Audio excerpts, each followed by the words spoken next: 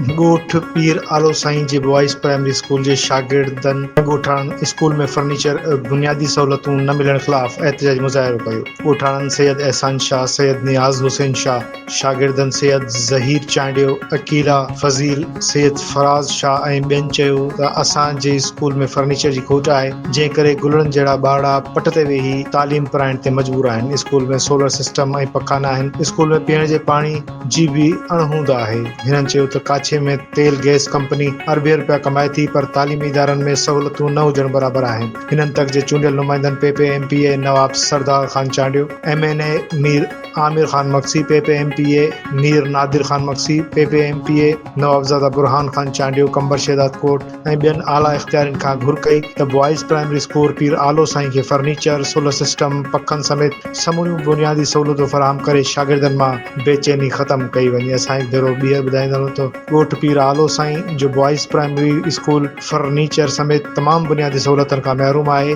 ॻोठाणनि ऐं शागिर्दनि एहतजाजी मुज़ाहिरो पिणु कयो आहे।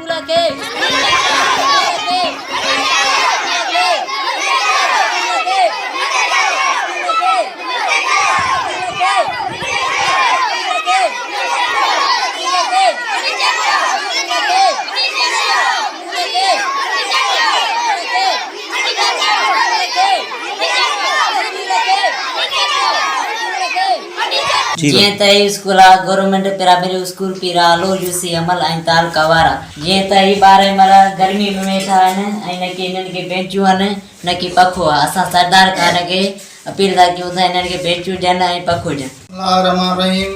जीअं त 2017 खां वठी स्कूल ठहियो आहे गवर्नमेंट बॉइज़ प्राइमरी स्कूल ॻोठ पीर आलो साईं।